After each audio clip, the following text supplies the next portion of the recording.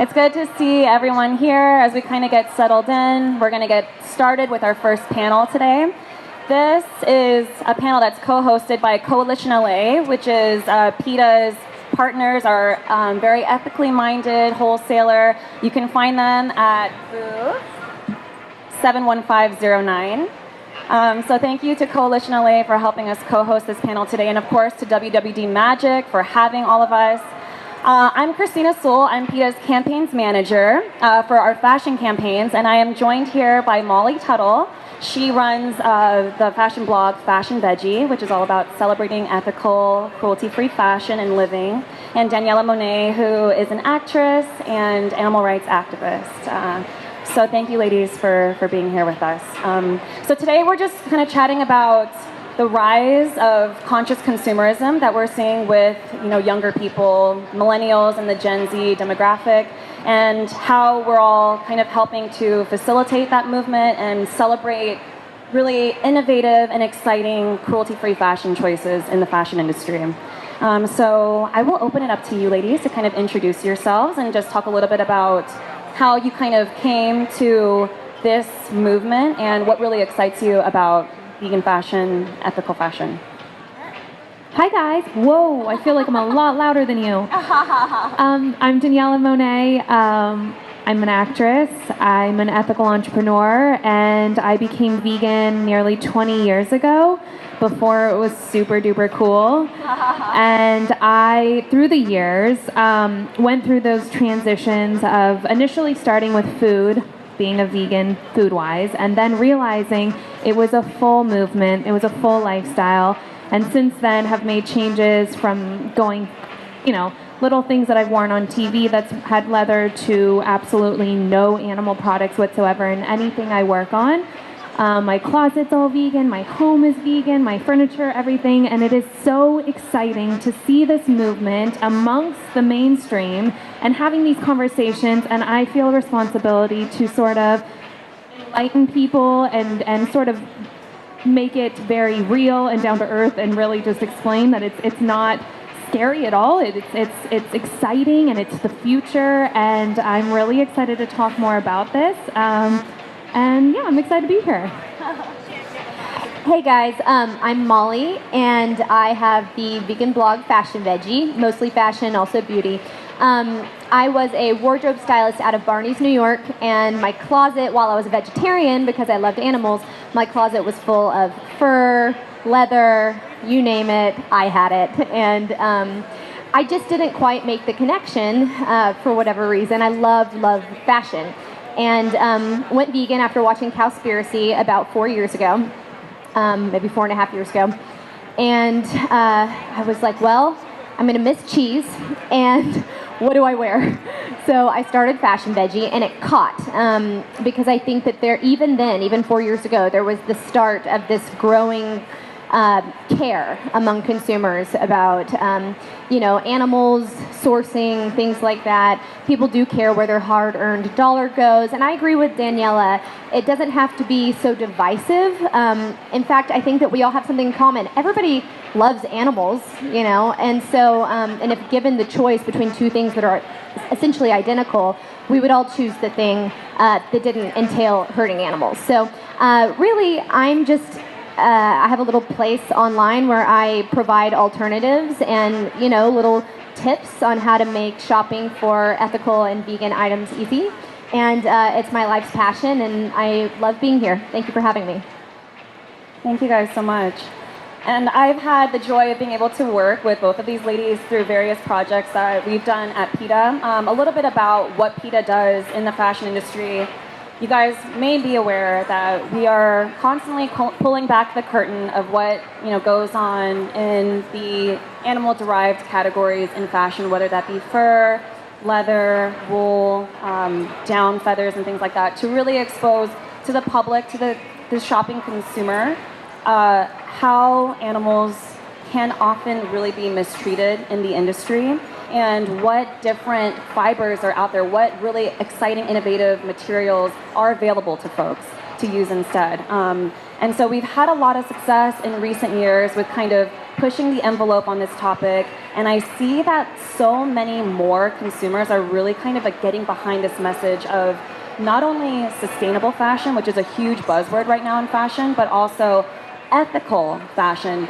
And what does that mean? You know, we hear a lot about sustainability as it, you know, relates to the environment, but I am of the belief, and I think you ladies join me in this, that when we think about sustainable fashion, we have to take the ethics into consideration as well. Not only how animals are treated behind the scenes for the fashion industry, but also human workers as well.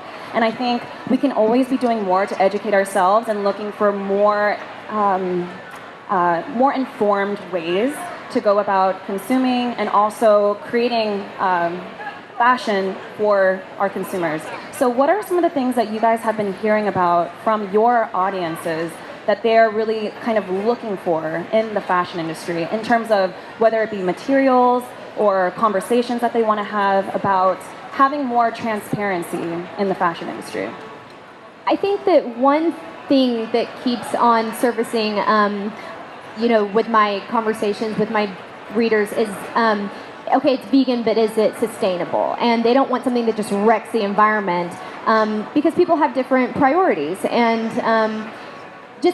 I think back in like the 80s, even 90s, vegan leather, that wasn't a term that people used. It was pleather, right? And that was PVC, which is harmful to the environment. Very rarely will you see PVC on a nice vegan leather item. It's going to be a polyurethane blend. So that's something that I really oftentimes want people to understand. It's not harmful to the environment, the vegan leather that we use now. So that's exciting. We also have alternative fabrics like you know, coated canvas and cork and things. You can really make cork look like leather. It's crazy. Mushroom, pineapple leather. I have this pineapple bag, and it looks like this like leathered, weathered, cool vintage bag. I mean, beautiful things that are also durable and will last you a lifetime. So that's one thing as far as sustainability that keeps coming up.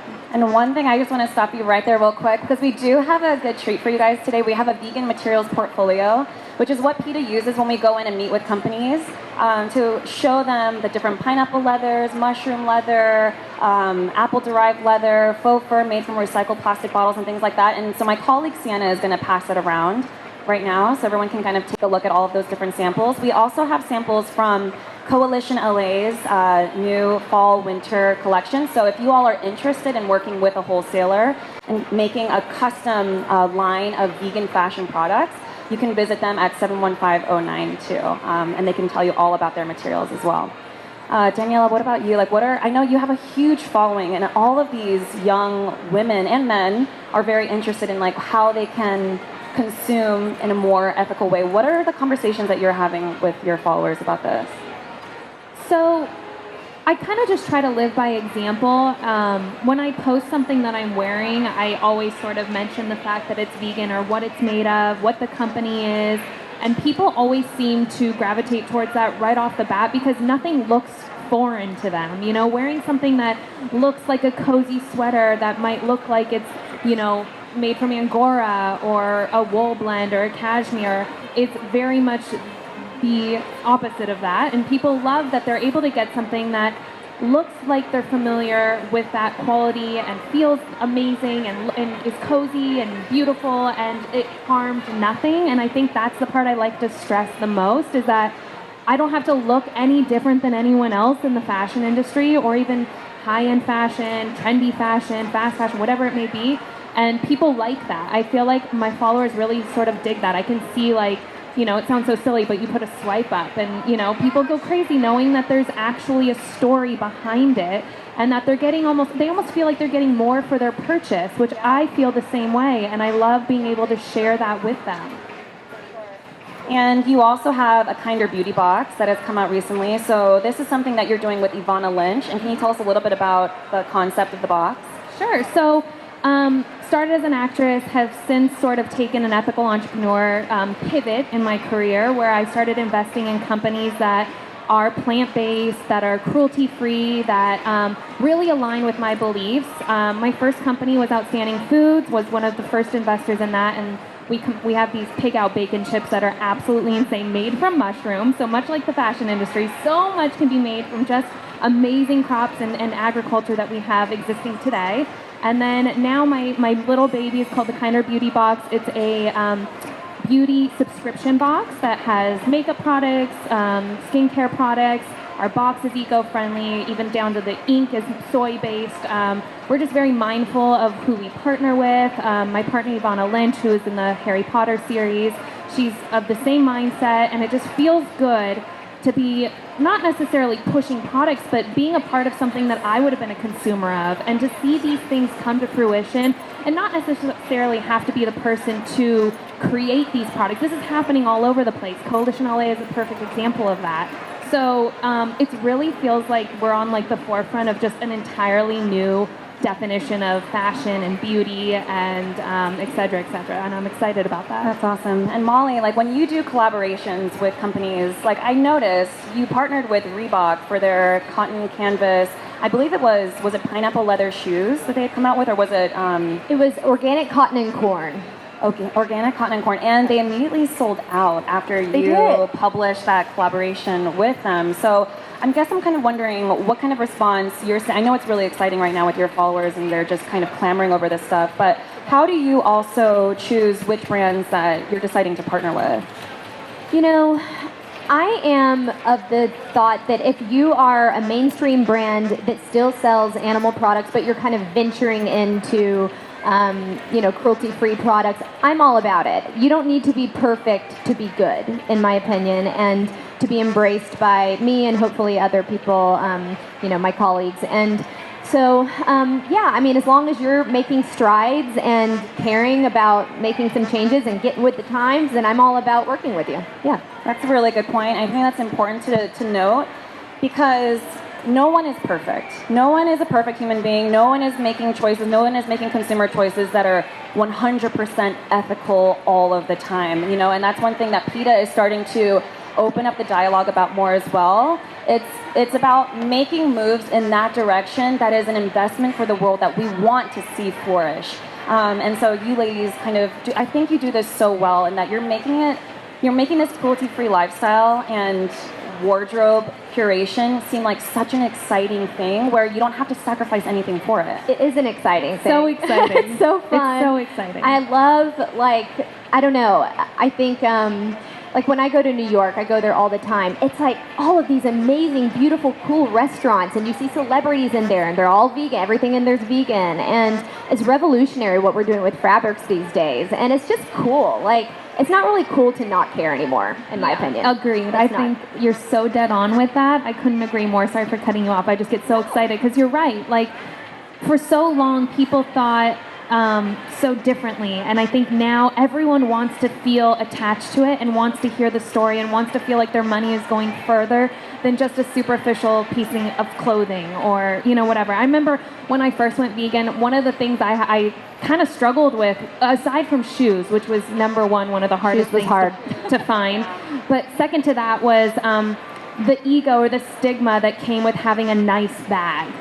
And now you can find designers and beautiful bags that emulate these, designer bags, and obviously they're usually a fraction of the cost, which is great, and they have this trickle effect across the cruelty-free movement, and I feel like we've just come such a long way, and I know that being able to be here, sit here, and have this conversation, and everyone here listen to it, there's so much more room to grow, and it just excites me.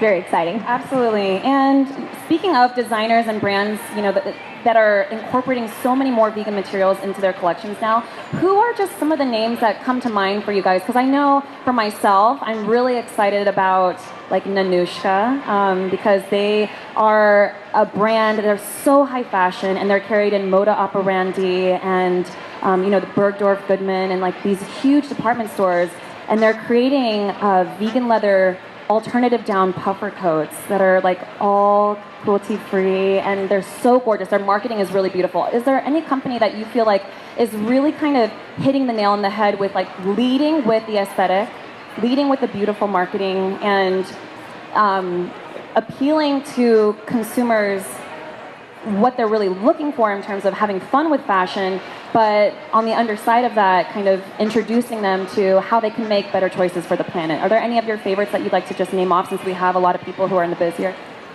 I mean, the first thing that comes up to my mind is like a Stella McCartney. Stella! Yeah. She's got beautiful pieces, beautiful bags, really up there with like the Chanels and the Gucci, like all of those brands kind of in that same world. But aside from that, there's a huge gap, at least for me, being a consumer, just an everyday consumer who doesn't really pay attention to every single fashion trend and all those things. Like, I feel like there's a big gap, and there's this margin where maybe you're not shopping at, the price points of, low price points or whatever, but you want to be in a place where you're going to buy something, you're going to keep it forever, you're going to love it, you're going to wear it all the time. It's kind of timeless, but you don't want to be spending the prices of a Stella McCartney piece.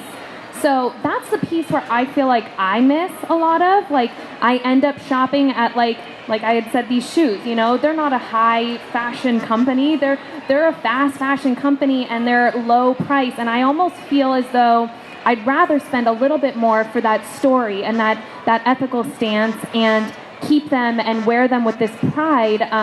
Yes, they're vegan, yes, they're cruelty-free, but that's sort of a byproduct of the industry. So there is room for growth, and I feel like telling the story of the ethical side is where it needs to happen, and you can charge for that.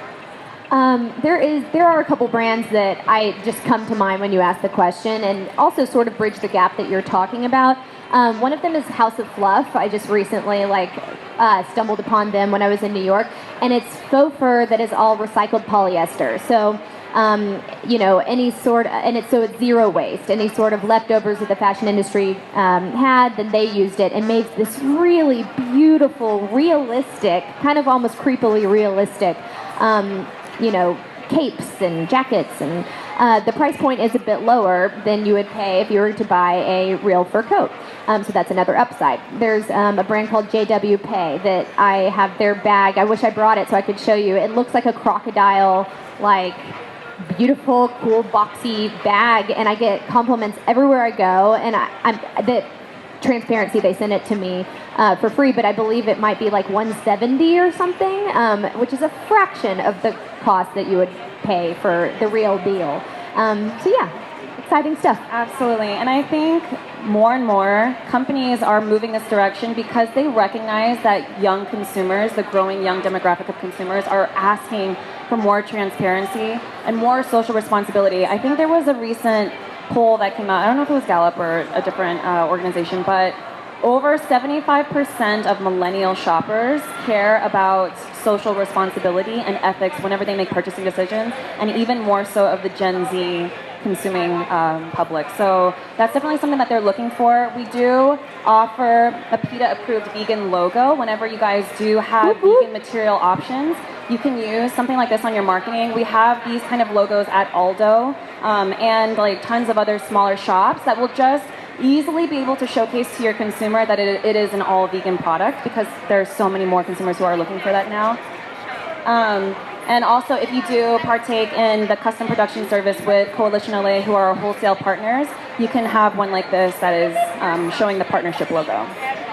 So yeah, I just find that it's it's exciting because even luxury designers like Chanel, recently you all may have heard, they completely stopped using exotic animal skins in their collection and dropped fur. And it's just something that is continuing to grow. I mean, in the last 18 months alone, we've had so many more luxury designers like Gucci, Michael Kors, Burberry, Chanel, Coach. I mean, really, you name it. They've stopped wearing fur. The entire city of Los Angeles has banned the manufacture and sale of fur. So, this is something that is definitely not just a trend, but it's a growing movement, I think. So you all, any last thoughts on the conscious fashion movement, where you see it going, what you're most excited about? I know, Daniella, you have plans to open up also a different entrepreneurial, really exciting thing in Los Angeles, but just last thoughts for the group. Last thoughts. The first thing that popped to my head is I know a lot of you guys are in this industry. I'm not. I haven't invested in any companies in the fashion industry yet. I am not the face of a brand. I really, really want this to resonate with you guys because I'm a consumer and I have a reach and I want to be able to provide more knowledge and more opportunity for my followers and for anyone who's watching or listening. So I just hope this lands, and I hope if you have any questions or anything, obviously, any of us can help, or the coalition. We all check our messages. Yeah, we'll check our messages. Like, it's so exciting to be able to have this conversation. I'm really excited to see what happens from this point on, because I think this is sort of like the beginning for it all. I agree.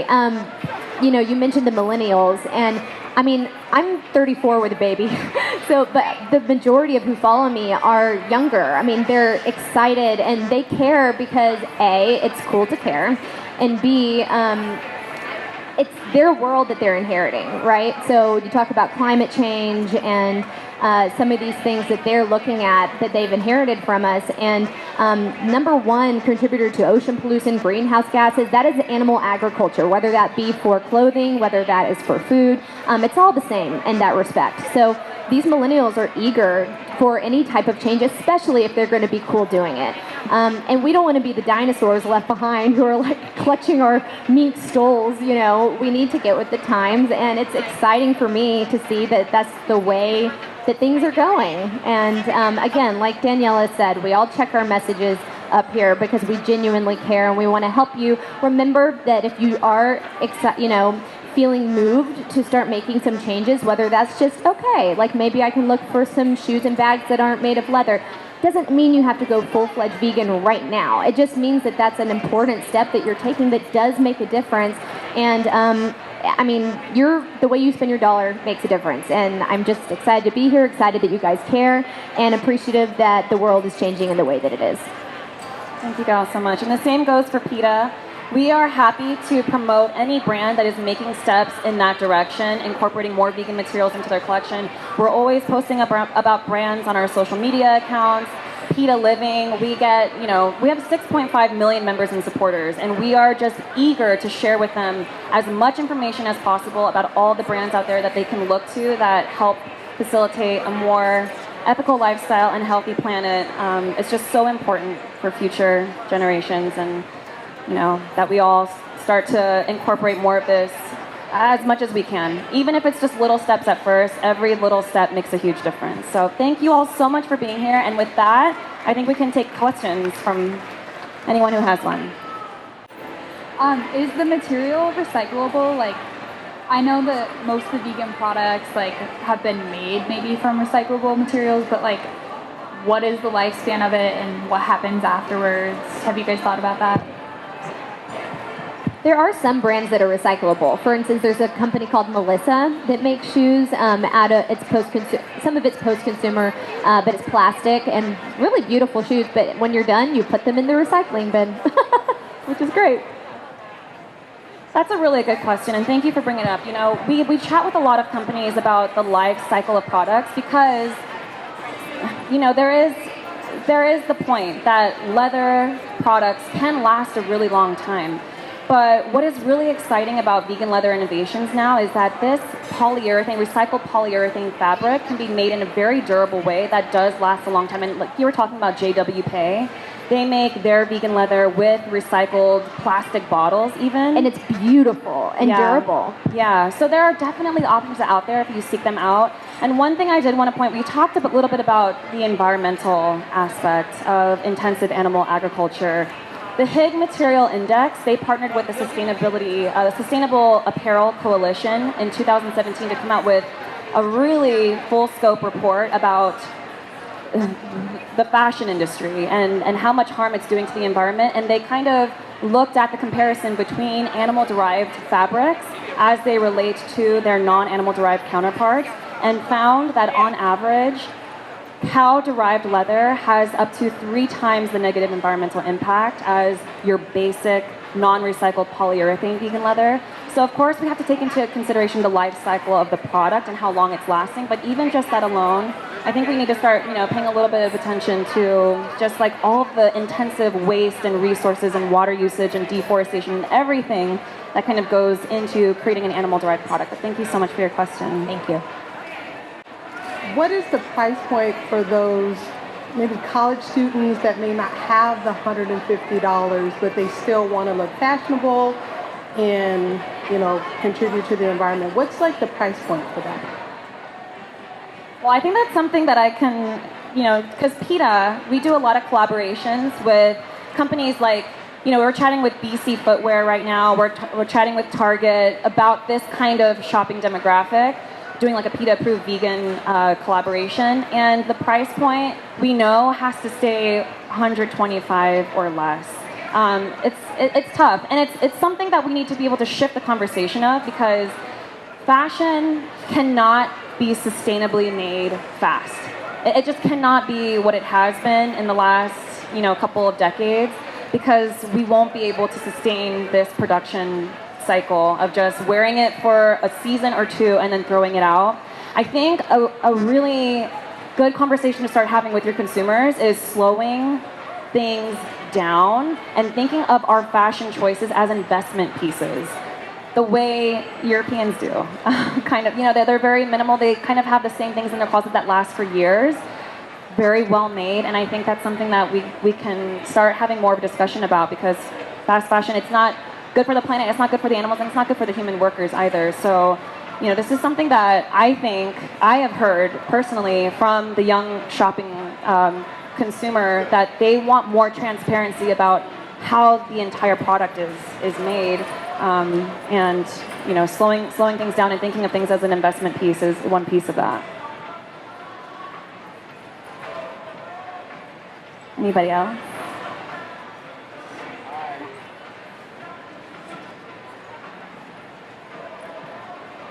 I was reading an article last week that said that 42% of fashion companies are moving towards more transparency.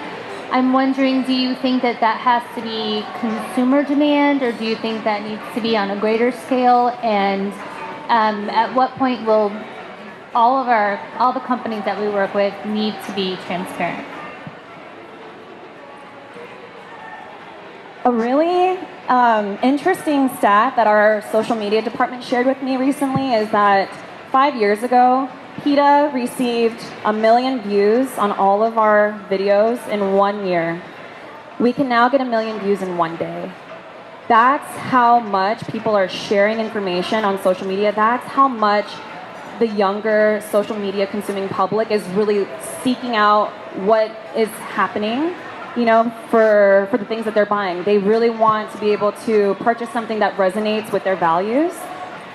So as far as PETA is concerned, we, of course, are sharing as much information as we can about our investigations, about what happens to animals in the various animal-derived categories for fashion. But a huge part of what we do is bringing that vegan materials portfolio to our company meetings and showcasing, hey, you do only use about 2% of leather in your inventory. Here's a great recycled polyurethane that you can use instead. So it's a little bit of both. It's about getting the social responsibility teams at the companies to start taking more initiative and really taking accountability for their actions, and also informing the consumer, because no one is going to make a change if they are not hearing from their consumer that it actually makes a difference from them. And that's a big part of where you guys come in too, because you're the ones educating the consumer in a very exciting and educational way, that it's in a friendly way. It's about, this is all that you can support that doesn't sacrifice your style or your values.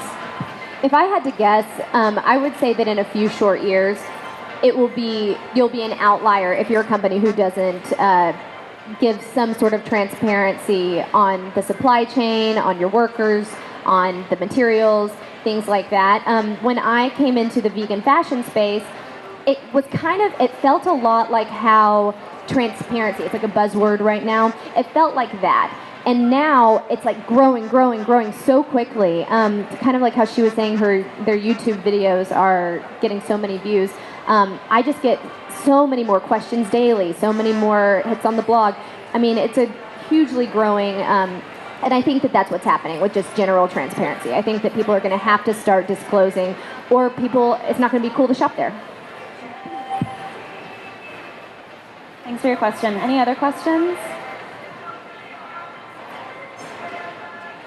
Well, we'll be happy to chat with you guys if you'd like to come up and talk. And thank you so much for being here today. And we're just excited to keep this movement going. So thanks.